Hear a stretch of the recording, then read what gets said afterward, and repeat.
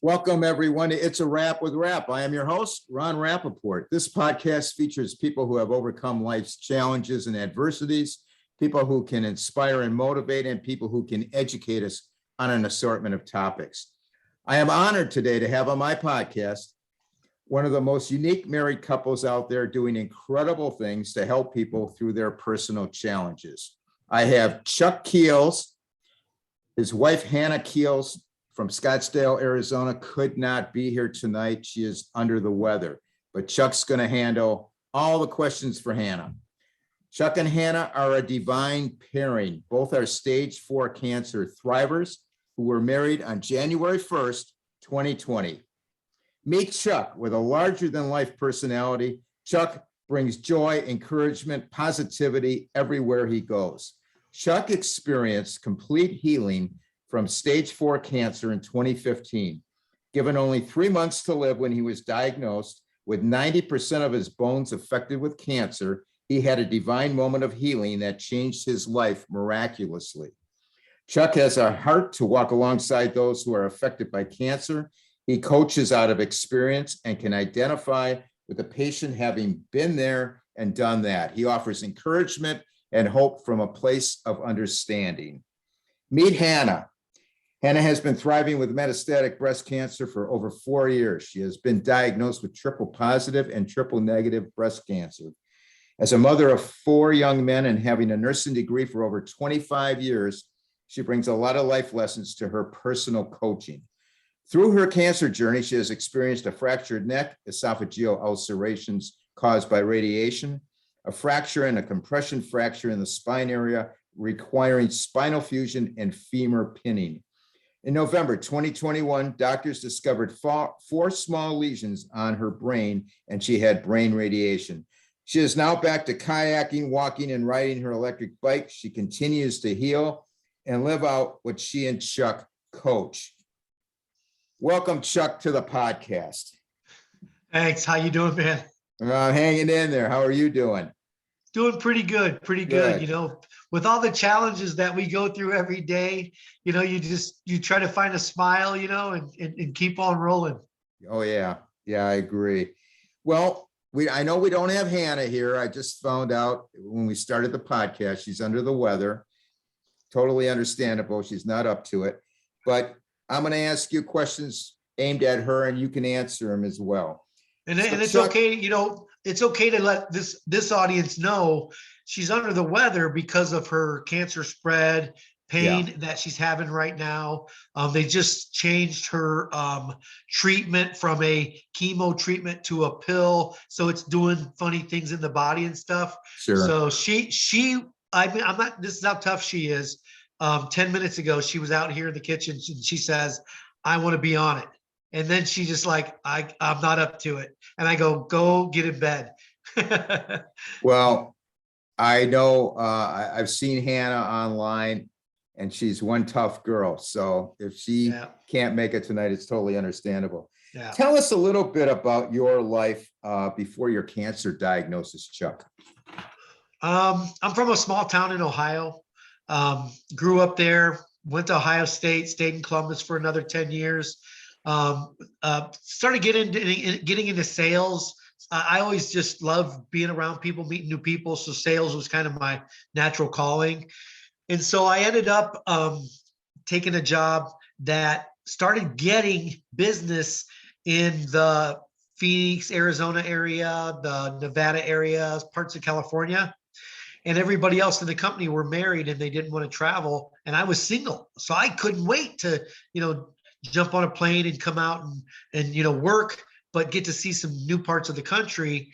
And so I came out to this area, and the third trip out, I just looked at the blue skies and the mountains around me. And I said, "What are you doing going back to Ohio?" And so I relocated out here 28 years ago, designed landscaping and swimming pools for the last 20 years.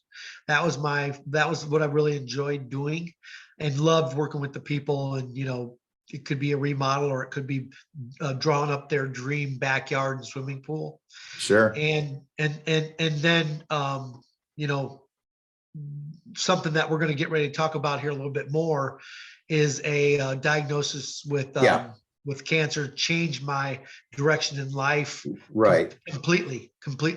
And that leads to this. In 2015, tell us what started happening to you physically, uh, and take it from there, and give us the story of the diagnosis and you trying to leave Arizona to go back to Ohio. So basically, I'm one of those guys that like you just see all over the place. I hike, I kayak, it's always something. It's hard to keep me sitting still. And then also in the landscape industry, if somebody called in sick or something, I didn't care. I just jumped in with a pick and shovel and would just knock out the day's work.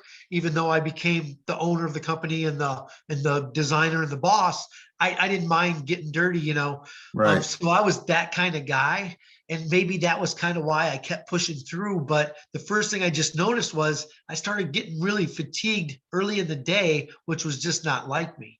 I'd go 150 miles an hour until about 9 o'clock and then just drop over, sleep like a baby, get back up at 4:35 the next day and go at it again. And so the fatigue started, and then aches and pains started. And the pain started to spread or to become, a little bit harder to deal with. And the most of the pain was kind of my lower back and my pelvis area. And I'm one of those guys, or maybe all of the guys out there can relate to, I'll be okay tomorrow. When I get up tomorrow, I'll be all right. Yeah. And so I kept pushing through and doing that. And the last Thursday and Friday that I went into my office, I was in such pain that I could barely carry my briefcase into the office. And that night was basically the turnaround point of my life, because after me and my two boys went to dinner, popped in a movie, I couldn't get comfortable on the couch, threw blankets and pillows on the floor, couldn't get comfortable there, and told my boys, when you go to bed, I'm going to go over to the local hospital, which was a couple miles from our house, and see if they can find out what's going on with me. Yeah. So at that point is when I went in, and the first thing that came back was an x-ray, and they said, you got 2 fractured vertebrae in your back. And I said, Wow. what? What do you mean? I haven't fallen or anything. How do I have 2 fractures in my back? And who walks around with a broken back? Yeah. Yeah. So basically, they did the biopsies. They went in all of my MRIs, everything. And it took them until about 5 o'clock in the morning to come in, and the ER doctor shut the door, put a stool next to my bed, sat there and said, hey, Chuck, okay, so we got all the scans and everything in. I got bad news. Everything that you're going through right now is cancer related. Wow. Yeah. It So hit you like a rock over the head, I'm sure. yeah, your head starts spinning. What Yeah. kind of cancer and how bad? And my 2 boys are at home sleeping right now, and all these things start going through your head. Sure. And so what happened was, after the in-depth testing, which is your biopsies and of the bone marrow and everything, when that happened, the diagnosis came down. It was prostate cancer that I let go for who knows how long. And it goes to where it's fed, and it got into my bone marrow and lymph nodes and spread throughout my entire body. And when the cancer specialist that did the biopsies called me in, I walk in and sit down. He goes, I got to tell you the truth. I can't even believe you just walked in here. Wow. He says, this, I'm going to show you the scan. He says, you've got cancer in 90% of the bones in your body right now. Unbelievable. And Unbelievable. yeah, it was that unbelievable. And my head spinning, big tears rolling down my face. And he says, you might have 3 months to live. He says, go home and be at peace with your family. There's nothing the medical industry can do at this point. Hey, Chuck, I just got to interrupt you for 1 second. I've had, the cancer diagnosis, as you know. when somebody tells you something like you've got 3 months, what does emotionally, what does that feel like? Can you describe something like that? Wow. I mean, the only way to describe it is, um, I was sitting there thinking about my boys and all that stuff. And, you plan for the boys to graduate high school, the boys to, Yeah, get married someday. All these things are going through your head of what the future looks like. sure. Nobody plans for this. Right. Nobody plans for a diagnosis like this. And this diagnosis, just because it was so severe and so like end of the road, was even more troubling because, I remember driving back over to the house from the hospital and the big tears rolling down my face. And it wasn't like I was in a crying thing. I just couldn't stop them. They were just rolling. Yeah. So it's just a head spinning experience, and your whole life starts kind of flashing in front of your eyes. And then Yeah. if you have a little bit of time to think about it over the next couple of days, you think about the things that you wish you would have done and the things you haven't done and the time that you wasted and the money you wasted, and all these things start just running through your head. Yeah. And I was going through all of that. Well, thank you. Thank you for that. So, Yeah. so take us into that story where we know the 3 month thing. I believe you had some friends over and you were like giving your furniture away. I mean, you didn't think you were coming back. So No. yeah, tell us about that and about the experience, trying to fly out of Phoenix to go back to Uh, Ohio. So the first crazy thing that happened was the night that I got home from the hospital, I get a knock on the door and it's two hospice nurses. I was put in hospice because they said Wow. there's nothing else the medical industry can do. And the Right. hospice nurses were ready, they wrote prescriptions for pain meds. They wrote prescriptions for a hospital bed to be in my living room because I couldn't climb the flight of stairs because I was in so much pain. And so I was put in hospice. And so I'm thinking about this and I go, okay, what do you do if you've got 3 months to live? And I said, I need to get my boys back to Ohio where my family's at because I'm not going to make it much longer. So that was the game plan. We Yeah. bought a plane ticket for the three of us, 7 days, 1 week from this time. So I said, next Sunday, we're flying back to Ohio to my family. And so what I started thinking about was, what do you do with all this furniture and stuff that I worked my butt off my entire life, and it's all sitting around me now, and you get a cancer diagnosis like this, and that stuff meant absolutely nothing. I agree. Yeah. And so when friends started calling saying, hey, I want to come by, I've been watching your stuff on social media, I want to come by and just, talk a little bit, give you a hug. I said, hey, when you come by, bring a truck or go get a U-Haul and take what you want, because whatever's here at the end of the week is going on the curb and anybody can have it that wants it. Yeah. And people were like, are you serious? And I go, I'm not trucking this stuff across the country, So Right. I watched my entire house empty out that week, gave everything away except a few suitcases of clothes for me and my boys. And so on the following Sunday, when we were supposed to fly out, right? Right. So Saturday, I kind of laughed and looked at my boys and I said, where are we going to sleep tonight? We just gave away our beds. Good point. Yeah. So I said, let's just get a hotel room close to the airport because we're jumping on a plane tomorrow.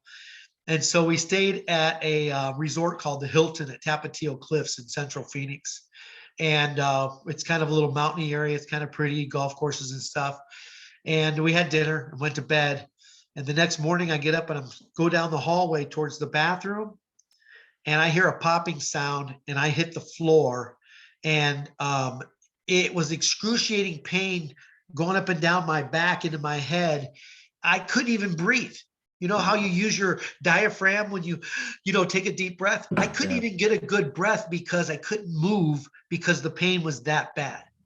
Wow. And 911 was called, the fire department show up, and it took 8 guys to get me onto this. It looks like an IKEA bag, that it's like a blanket with handles. And they get me on that and they get me outside onto the stretcher and then down some steps into the ambulance. The ambulance had to drive down out of this little mountain area over to the closest hospital. Every bump they hit, I felt, I you bet. know, and Yeah. they take me to a place called John C. Lincoln Hospital, which is a older hospital in Central Phoenix and the closest one to this resort. Right. And there they start running their own tests. And so basically what happened was a team was formed. There was 2 spinal surgeons that came in to see me together. And they were feeling my knees and my legs and stuff. And they said, the pop that you heard at the hotel was a compression fracture. Your back broke in 2 places. Wow. So it was all metastasized and damaged from the cancer in there. And finally it just said, I can't hold you up anymore. Yeah. So they said they were feeling my toes and my knees and stuff. Can you feel this? Can you feel this? They knew there was a possibility of paralysis because of the way your spine collapsed into the nerves. It's common to actually, be paralyzed. Yeah. And so there's 2 spinal surgeons, a house doctor, and a oncologist or a cancer doctor that became my team. So over a couple of days, they're running all the tests. They're coming in to see me, asking questions, fitting me for a back brace. It's a big, like a turtle shell that you put on and Velcro real tight if you need to sit up and go to the bathroom or anything. And so 2 days go by, they come in and they have my files and they said, we have a plan. And Well, I said, you probably were happy to hear that. I was like, wait a minute, I was put in hospice. How do you have a plan? Yeah. And they said, we want to stop the feeding of the cancer and start killing the cancer.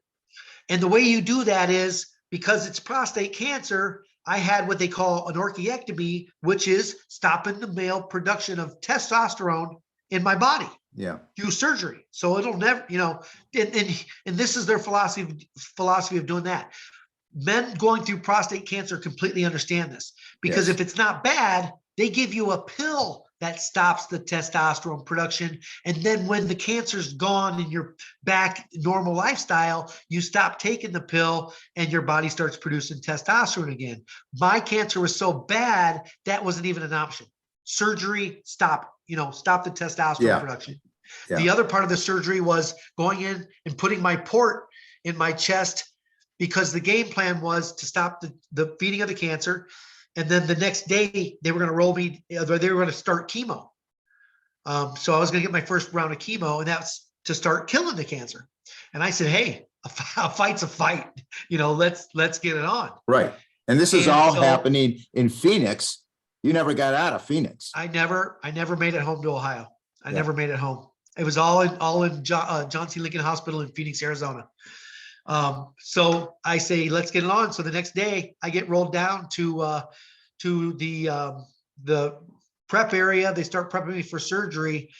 I don't know why, but I remember every light in the room. I remember every nurse's name to this day, the doctors, the conversations. It was unbelievable, all the way up to the point where they rolled me in and we were talking and they were shaving my chest where my port was going to go in. And then they administered some I can't think of the name of it all of a sudden, the stuff that knocks you out to put you to sleep. Anesthesia. Anesthesia. They gave me the anesthesia, knocked me out, and I wake up and it's 2.5 hours later in the recovery room. Right. Okay. Yeah. And it's an older hospital with this long room. It's just bed after bed after bed and all these curtains. And I wake up and I'm laying there for a little while. And once I'm awake, the nurses brought me some water and said, hey, your family's upstairs. You're going to be going up there pretty soon. And as I was wide awake, then the 2 surgeons that just did the surgery on me came in one by one and we talked a little bit. They said the surgery went perfectly and we'll follow up with you once you leave the hospital. And so that's the kind of stuff that was going on around me. And so I'm laying there watching them get other people ready for the surgeries and everything. And for no reason at all, the room turns weird cold. And so I kind of scrunch up and I look down to the right because that's where they have these big double doors where they were taking the patients in and out for the surgeries. And in my head, I thought somebody left the door open and the cold air came through. Right. And I looked down and the door's shut.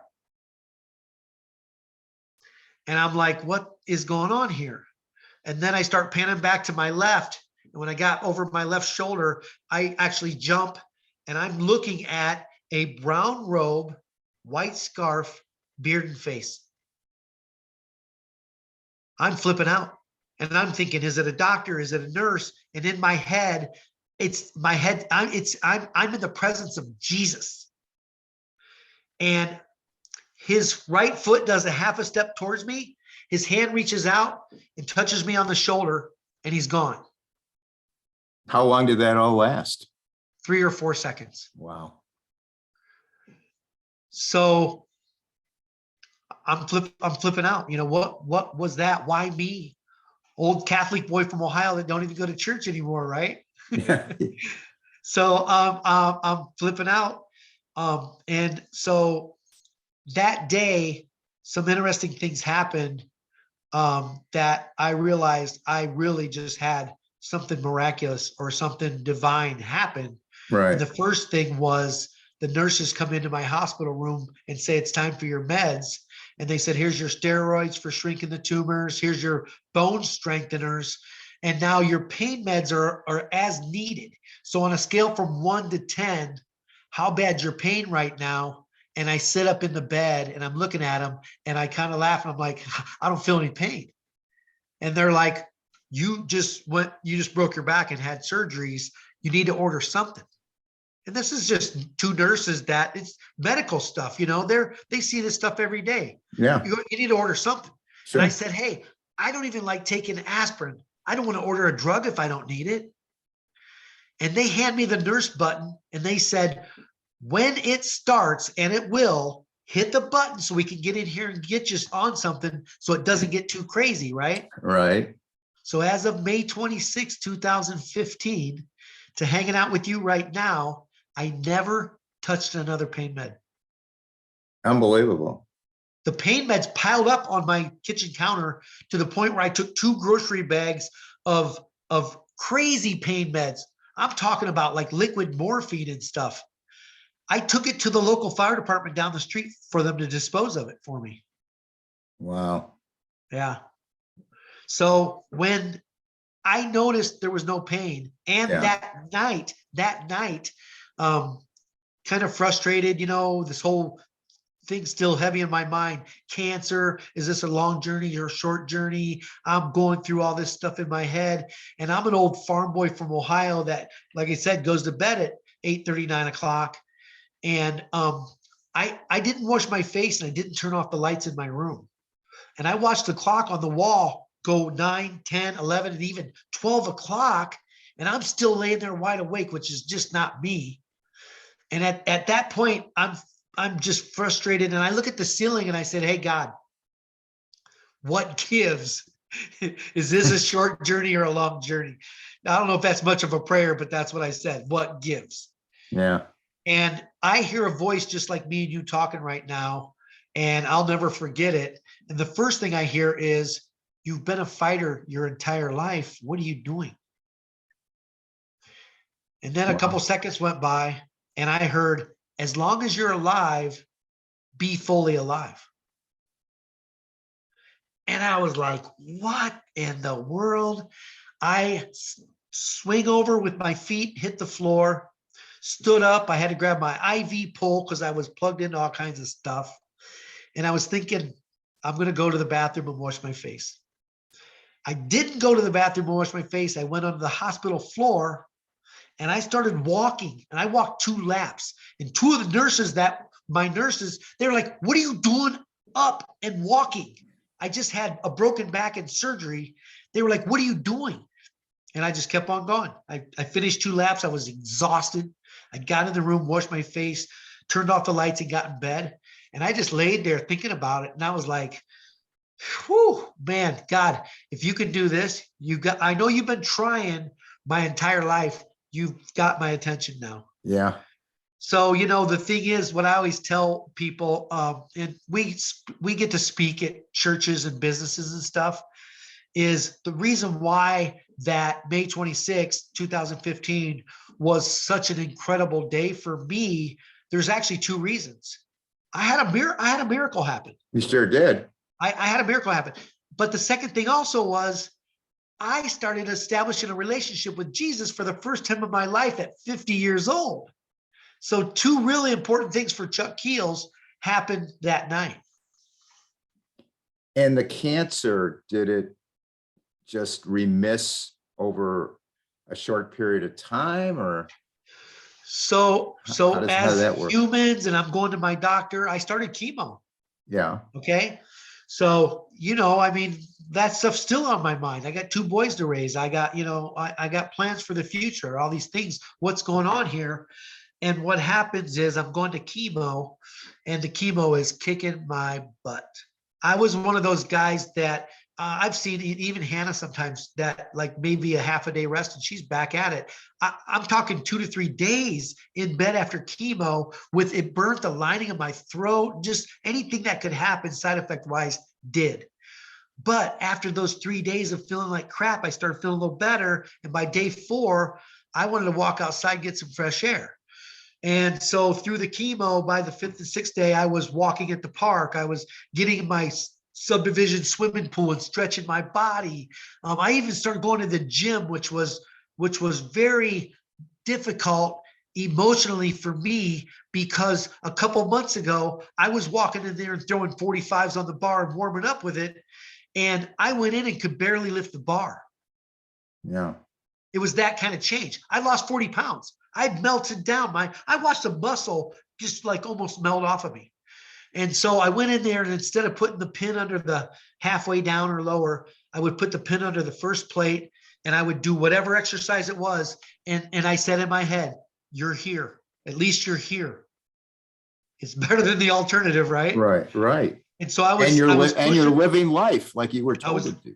I was pushing through and living life. Yeah. And so basically what happened was 3 months into the chemo, they do the first scan to see where I'm at. Is it doing any good? Do we have to change things? What's going on? And they do the first scan, and I go in to see my cancer doctor, and she's smiling ear to ear. She's from Pakistan. I don't know what her spiritual walk is. She says, Chuck, I've studied cancer all over the world, and I've never seen anything like this before in my life. She said, your journey's not of medicine, it's miraculous. Your scans look like a normal, healthy guy. No kidding. No kidding. Wow. And now let's even go back a little bit further. Right after I, was left the hospital and went home, because from John C. Lincoln Hospital, I was in Mayo Clinic for 5 weeks because I still had that back brace on that they'd fitted me for. I couldn't tie my own shoes or shower.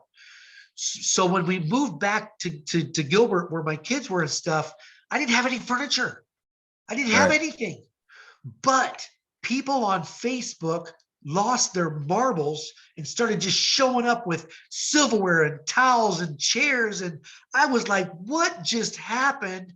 It was so tough for me, because I was the farm boy with the truck that everybody called to help them move their washer and dryer, or we're going to be moving, help us put stuff in the moving truck. And I would be there on the weekend, and I would work my tail off and never ask for a single thing in return. Right. If they said we're going to have pizza and beer at the end, that was like, right on, I'm in. You're in. And so all of a sudden I'm in a place in life where I have to stand there and watch all of this material stuff walk back into my life, and people with a smile on their face because they felt blessed to be able to help me and my boys. And Absolutely. it was unbelievable. And so one guy from a church down the street said, I have an old couch that folds out to a bed. And the reason why we needed that was because the place we moved into was just the closest place I could find to my boys' school, because the house we moved out of was a rental, right? Mm-hmm. So we had to and we found an apartment, but it was just a 2-bedroom.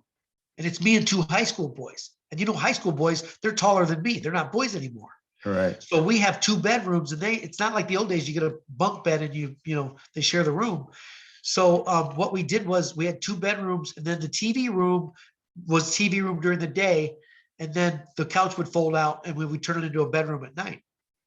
So this guy says, hey, I got a couch for you. I got a fold out couch. And I said, right on, bring it down. So he trucks it down to my place, and him and one of my boys are on the top, and me and my other son was on the bottom. And we had to go up a flight of stairs because the first floor of our complex, of our apartment, was on the second level. So it was actually, the first floor was up here, and the next level was the bedrooms, was actually 3 floors up. So we're me and my son are at this end carrying it up the steps, and my son slips. He slips.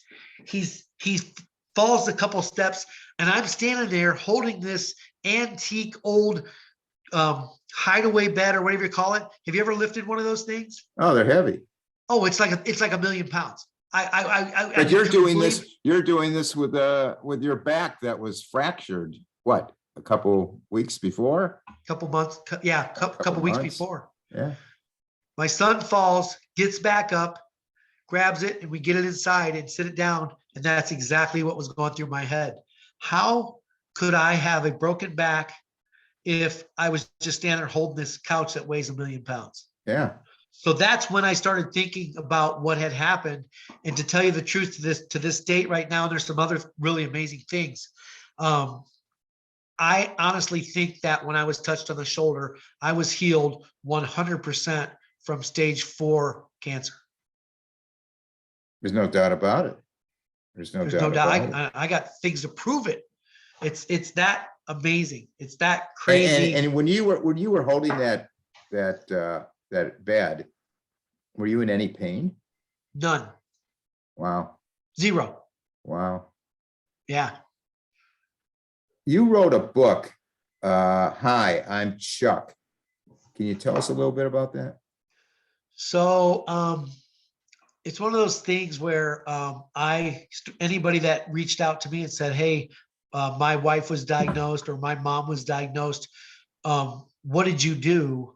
And I started saying, why are you calling me? What do you, and they said, you survived stage 4 cancer. What did you do? And then I started seeing gradually like what was going on here. And I was definitely taken into that direction of cancer coach, support, talk with you, cry with you, laugh with you, hug with you, all those things. And so at this time, I started getting a little poke on my shoulder, and I call it a God nudge. And he's saying, you need to write a book and tell people this story. And then you know how it is also, you bump into people and you tell them the story and they go, you need to write a book. You need to write a book. Yeah, and I'm like, yeah. I'm a landscaper. I'm not a writer. I don't think this is going to work out real well. Right. And so finally I sit down at my desk and I start writing this book. And for the first probably 3 or 4 weeks, I was just writing, it was crap. It was terrible. And I was thinking about it, and I was thinking, I don't know how an author does this, if you want to label yourself as an author, but if me and you were sitting here and we had a beer, I got some amazing stories to tell you. Right. So what I'll do is I'll just tell it like I'm telling a story. And it took me about 8 months of writing and distractions with dating and all kinds of stuff. But I finished the book, and the book, Hi, I'm Chuck, it's just about the amazing story that I just shared with you. I didn't know the lessons in it yet. I hadn't lived it that much, and I hadn't really figured out what all of it meant. Right. But I wanted to get the story out there. So I self-published my first book, Hi, I'm Chuck, and I still sell tons of it. Well, at that time you were just processing all this. Yeah. But I do know also that the book is a great tool for somebody that's going through cancer. Oh, sure. To relate to all this stuff. I just want to get into a little bit about Hannah. And I don't, like you said, she's not here because of cancer related issues. 2008, she contracted bacterial meningitis. Can you talk a little bit about that period for her? So this is way before me and Hannah met. And she actually was married then. Okay. Right. She went through meningitis and was in a coma for 3 weeks. So I know a lot about the story because I'm so close with her and her family. But it almost killed her. It almost killed her. It definitely changed her life. It definitely, you know, she had to step back, and it strengthened her faith and everything. Yeah. So that was one of the first unbelievable things that happened. And then the easiest way to tell the story about me and Hannah was over here diagnosed with cancer. So this guy she was married to for 20 something years, he comes home one night and he just sits down and says, I've been unfaithful. I've been unfaithful to you for 6 years now. Wow. And it sent her into such a whirlwind, and he didn't want to try to fix the marriage or anything. So she cried for 3 months straight. And 3 months late, and three months after he gave her this news, she found the first lump in her breast. So what happened was she was diagnosed with stage 4 breast cancer because it was in lymph nodes and other places. She was an OR nurse. And after, trying to stay with her job, going through chemo and treatments and stuff, she finally had to walk away from her job. So this young lady went through 5 of the most unbelievable things that can happen in a person's life, where people even have wrote books about the 5 worst things you could possibly go through. Yeah. And those things are a move across the country. So she moved from Pennsylvania to Arizona. She didn't know anybody here. She got a job. She found a church. She's getting her kids in school, all this stuff.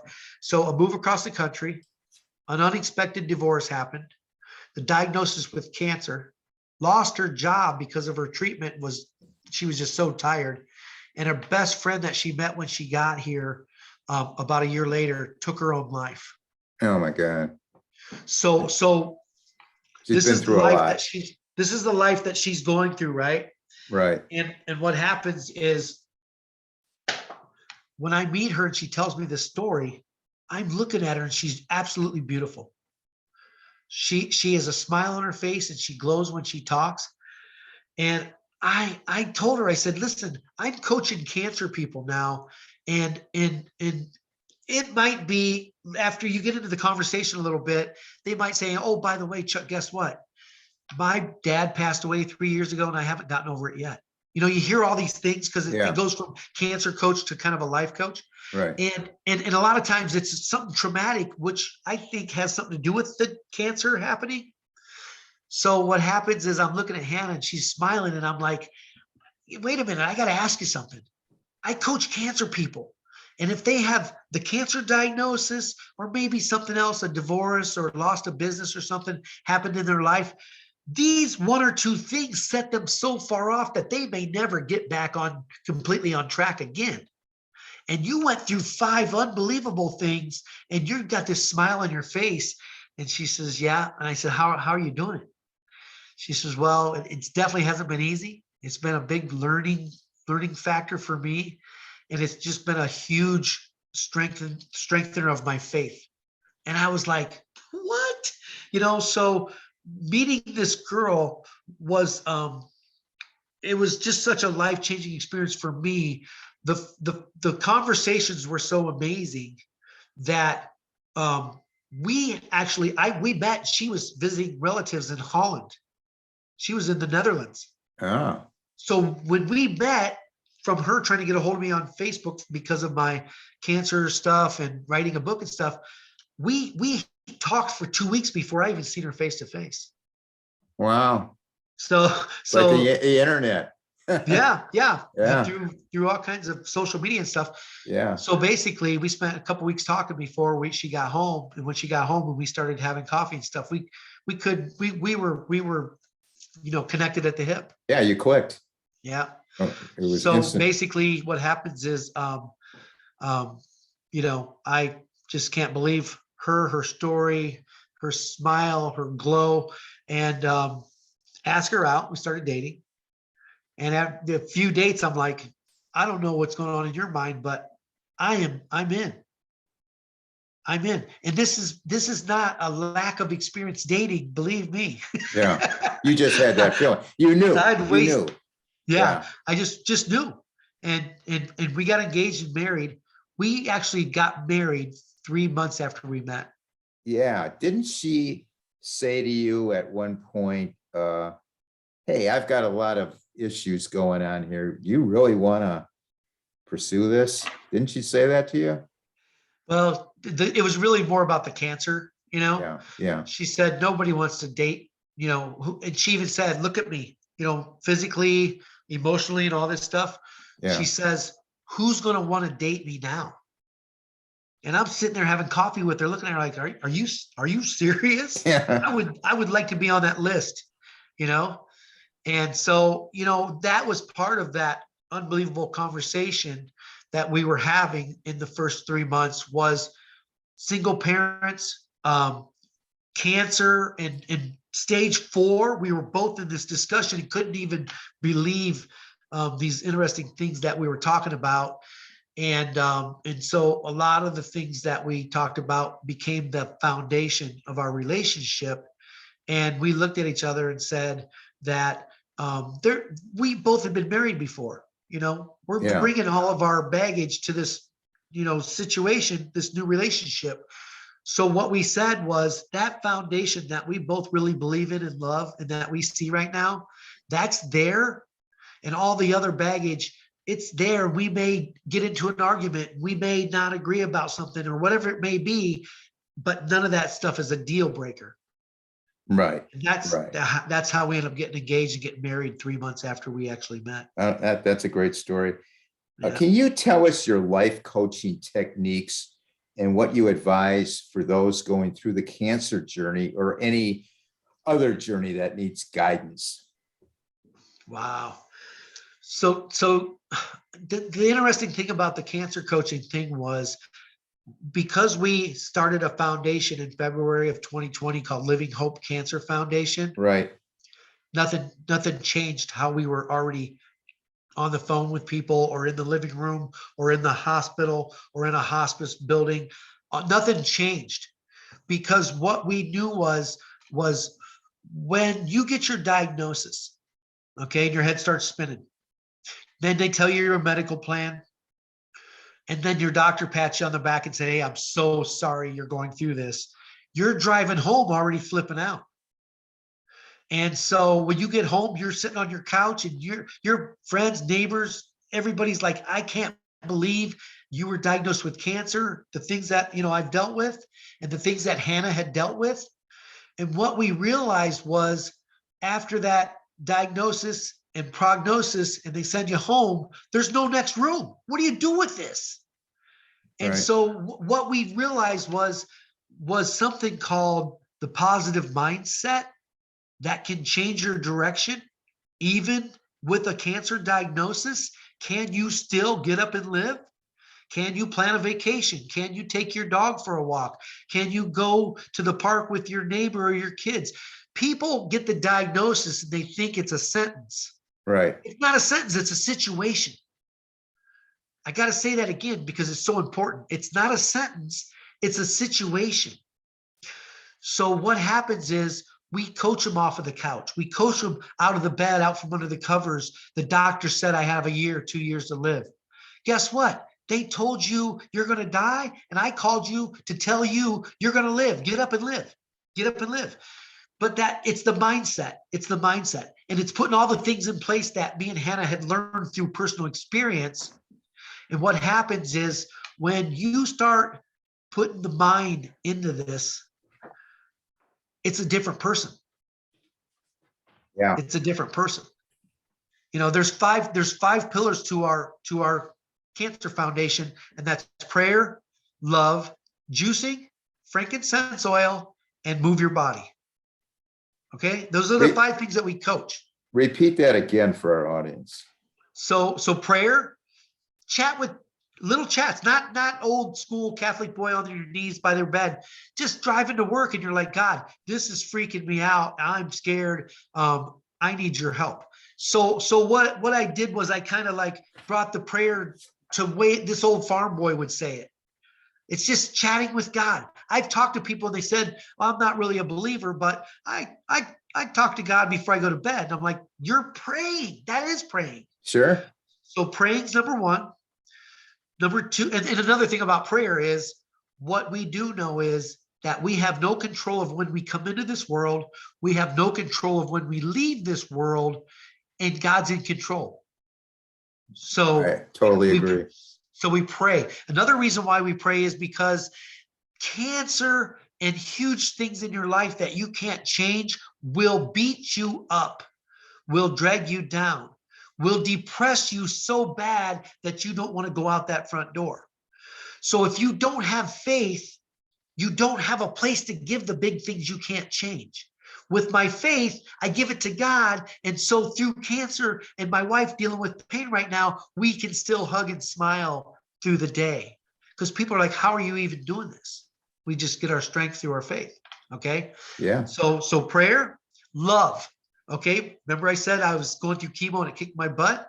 Yeah. My neighbors showed up with food when I couldn't cook dinner for me and my boys. And I was like, you fixed dinner for us? I love that.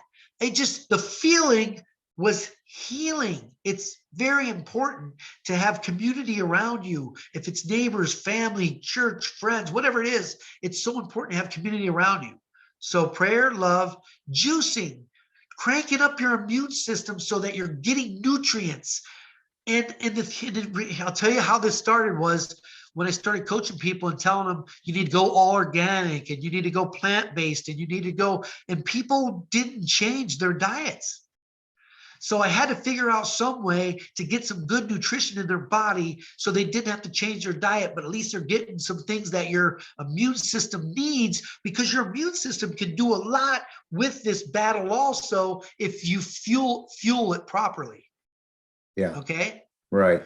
So then the fourth thing was frankincense oil, which was out of this world. A friend of mine, when seen my diagnosis on social media, called me while I was still in the hospital, says, we talked a little while, and then, hey, by the way, have you heard about frankincense oil? And I go, no, I don't know anything about it.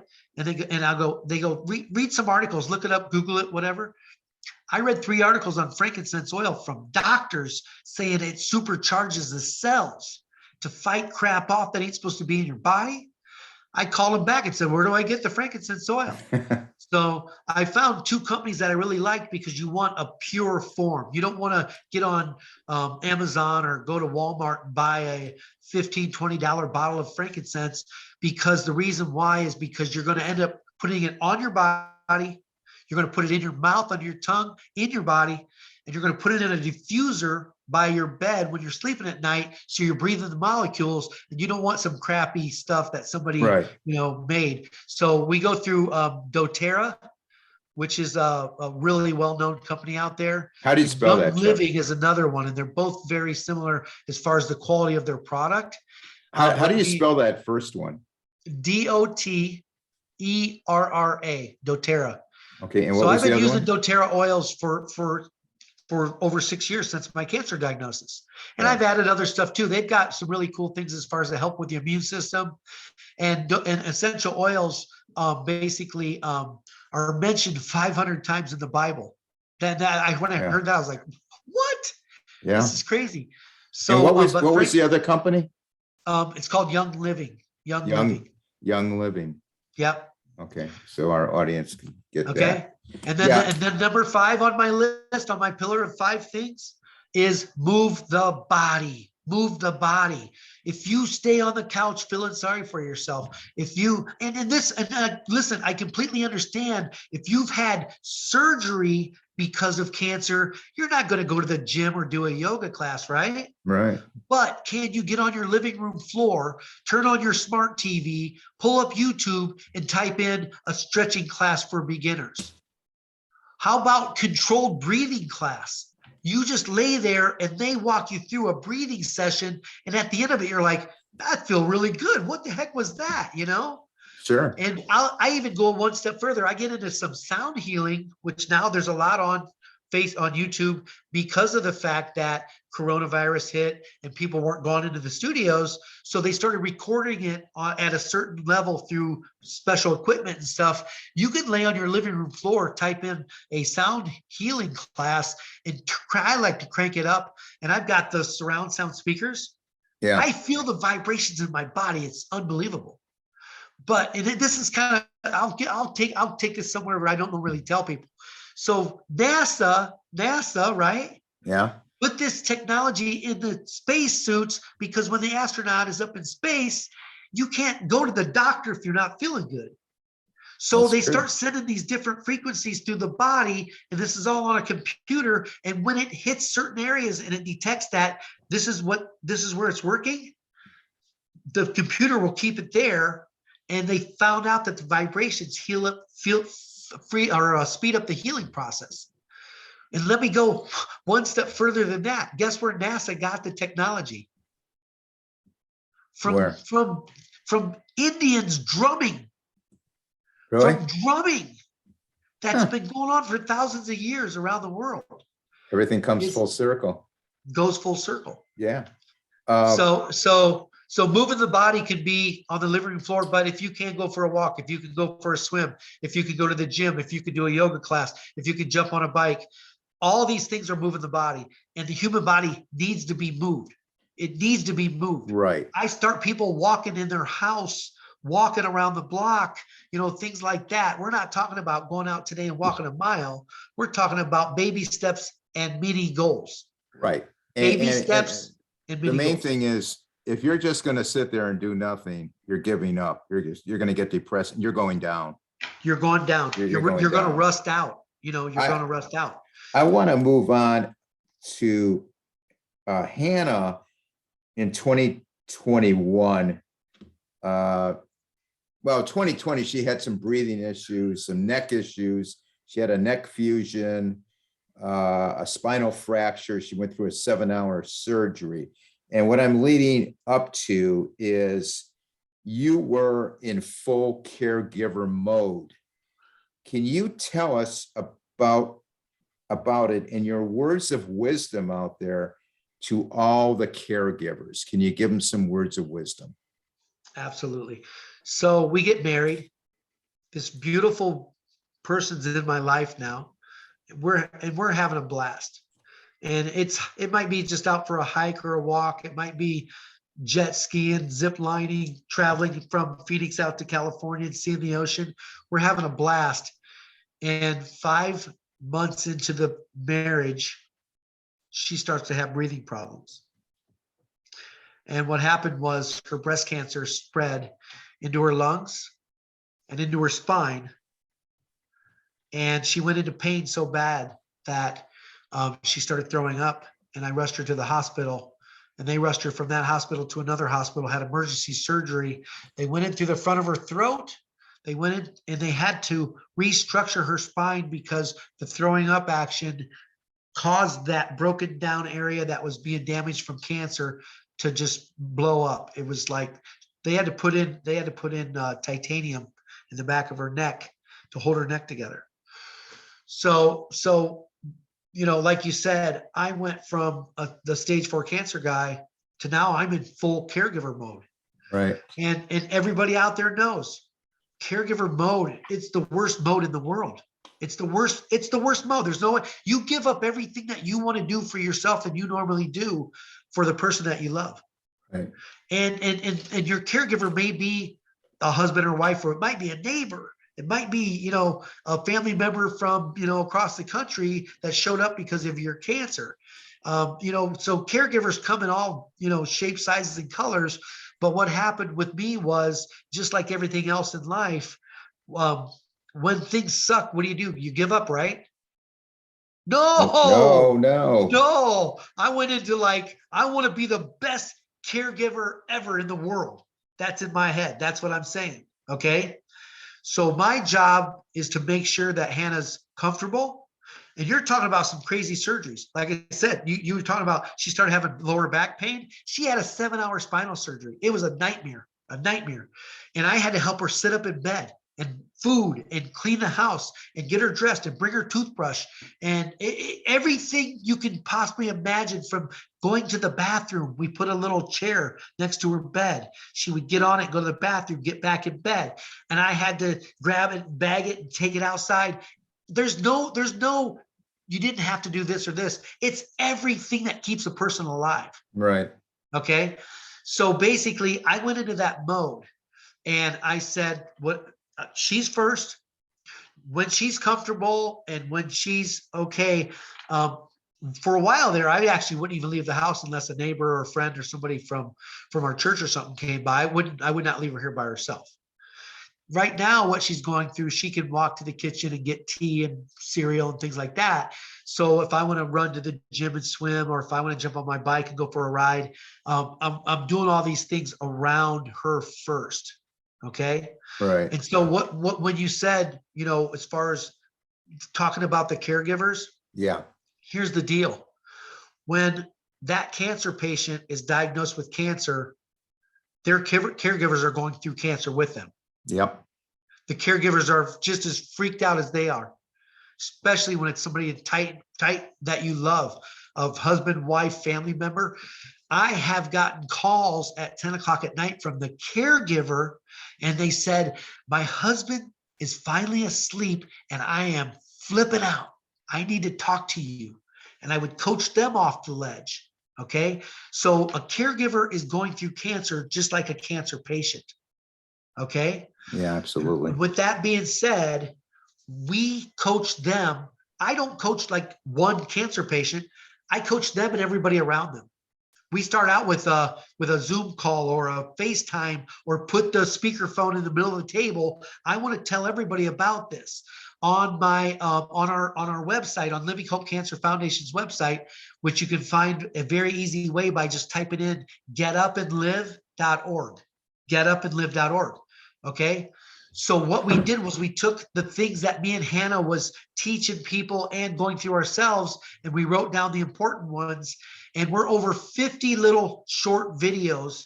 They're only 2 to 3 minutes long. And the videos, we call it the Cancer Roadmap Project. Okay. Okay. Okay. So this is all free. That's why we started as a 501c3 nonprofit. We don't ever want a cancer patient and caregivers to ever have to pay for these tools. So you go on there and you start, when you watch number one, you're going to be like, oh my gosh, this is, where was this? I needed this in my life. And so what happens is they watch the first one, which is the introduction and who we are and why we're there. And I'm sorry that we're meeting this way. It's because of cancer. But the reason why I'm telling you this is because everybody around that cancer patient needs to be watching these also. It's a team effort. And what happened with me as I was first starting to coach people, I had a guy I was talking to, and he said, Chuck, I got so many family people around me and people from my church that love me, coming and helping me. And he says, guess what? Not a single one of them understand cancer. Yeah. So I said, you know what? Let's get everybody on the same page. Let's get a team thing going here to fight this person's cancer. And it is unbelievable. And if they don't have a team around them, that's where we come in. That's where Living Hope Cancer Foundation comes in. And your foundation, that. Your foundation does this. There's no charge. Is that right? There's no charge. There's no charge. That's great. Yeah. Chuck, I want to go through just a few fast things. What is your take on the medical community treating cancers? Is it all, in your opinion, an educated guess? And what is your advice if the treatment plan fails? So it is all a educated guess. They don't have it figured out. It's a guess.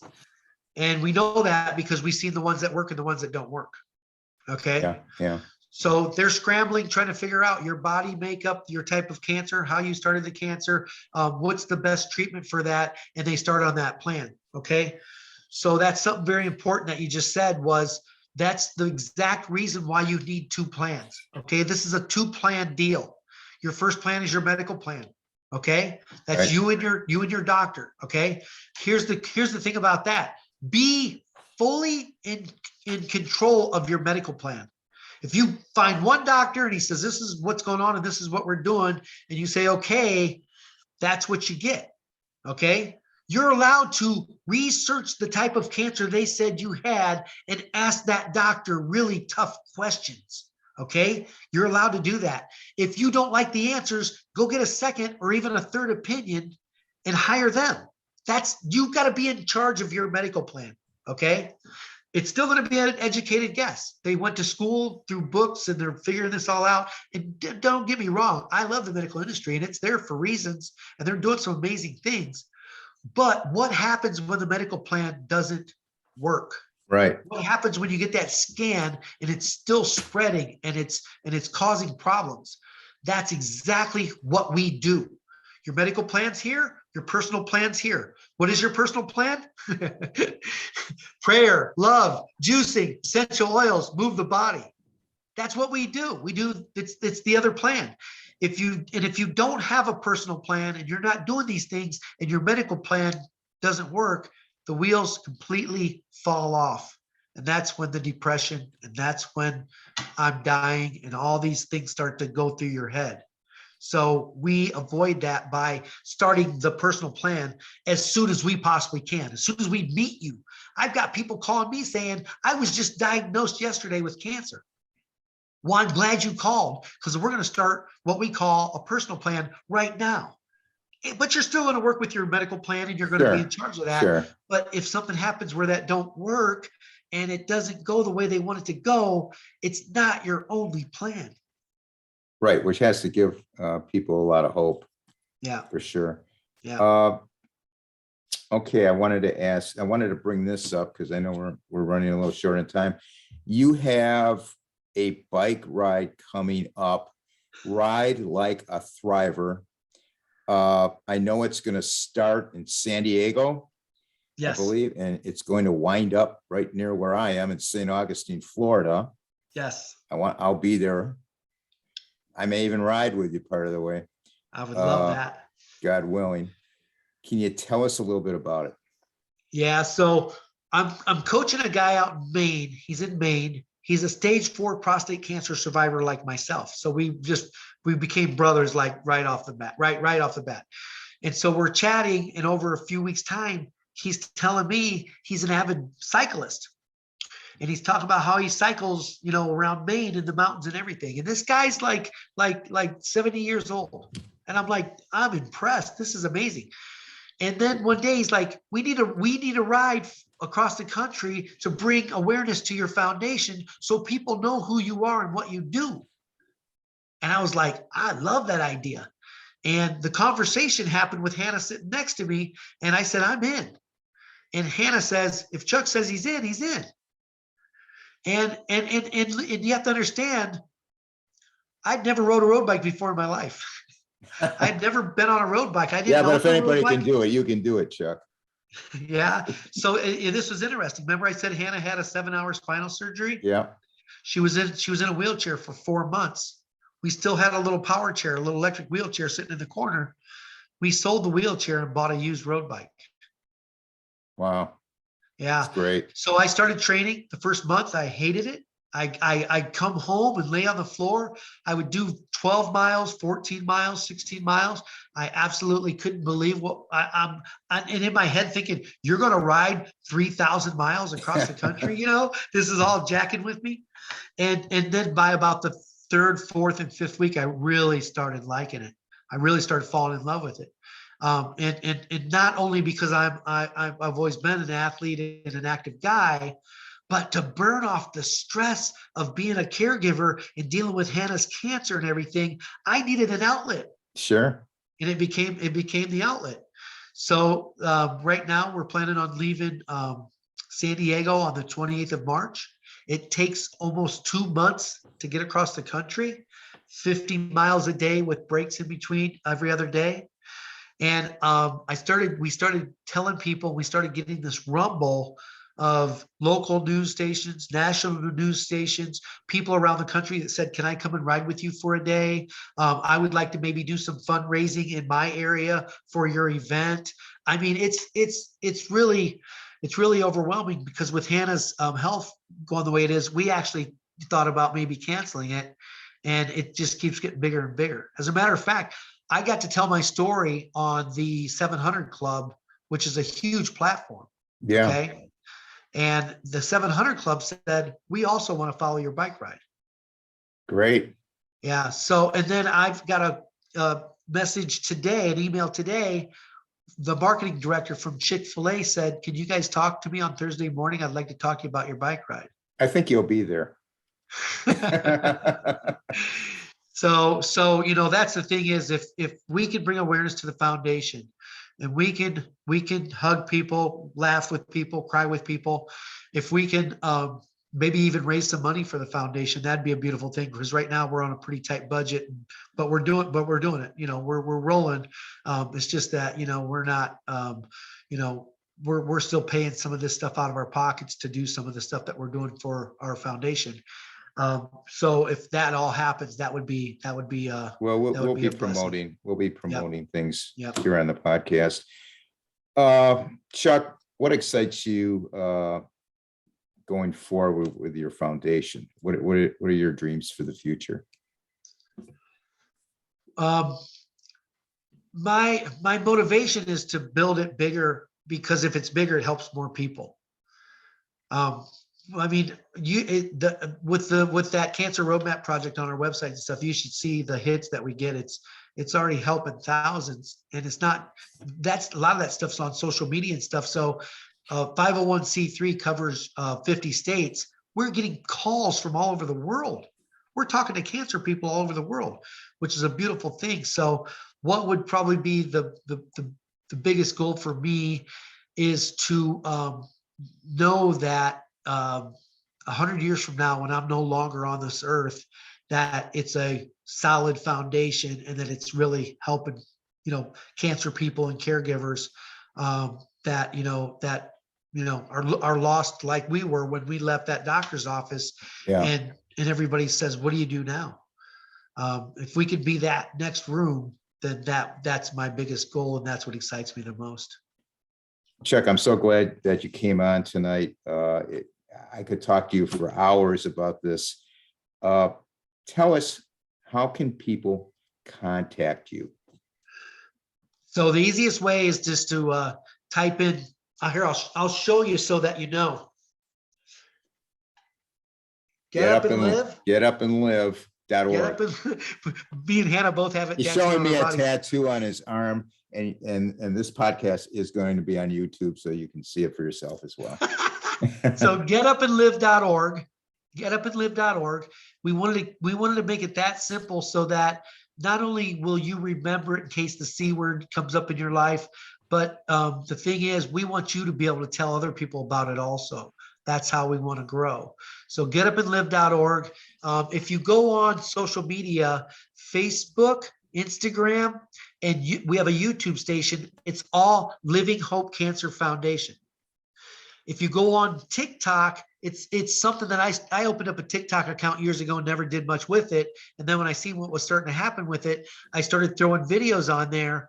And we've got about 30,000 followers on TikTok. Wow. Yeah. So that's under Chuck great. Keels on TikTok. Chuck Keels. Okay. Chuck Keels. But yeah, getupandlive.org will take you to our website. And there is so many tools. Everything we've talked about today are on there, from juicing to using the oils, to the power of the mind, and what that takes to get that triggered and get that going and get that fight going and moving in that direction, away from I'm dying to I'm living. Yeah. I want to include all that in the podcast notes. I personally want to thank you for coming on the podcast and sharing your amazing story and your divine pairing story. I wish you nothing but good health and success in your cancer ministry going forward. I want to conclude this podcast when we've never done this before, but I want to offer a short prayer for both you, Chuck, and Hannah, and all the people out there listening. Wow. Almighty God, Master of the universe, bless us with divine love, the love that gives life. Bless us with divine wisdom, the wisdom that gives light. Bless us with divine truth, the truth that gives freedom. I pray that love, faith, and hope unite in our heart. May God, the bright one, the most compassionate, be glorified in our soul, so we may embrace the reality of love. Each of us must become a candle of love and light, as a reminder that love and light will overcome darkness. Love created the world. There is nothing above love. I pray that we become an extension of love, and that we spread love around, and that we become the light that lights the way for others. Amen. Amen. Amen. Amen. Love Uh, it. Love it. I needed that, man. We've had a tough day with Hannah not feeling good and stuff. And you don't know, like I said, that gives me my strength right there. Great. I'm glad I could do that. Comments and suggestions, you can email me at it's a wrap with rap at gmail.com. We have a website, it's a wrap with rap.com. All the podcasts are on there. We have a Facebook page and a Facebook group. It's a wrap with rap, which is growing very nicely. We're on Instagram. It's a wrap with rap podcast, and we are on YouTube. It's a wrap with rap, the podcast uncut. All the episodes are on YouTube. Thanks everyone for listening. Please stay safe out there. And for now, it's a wrap.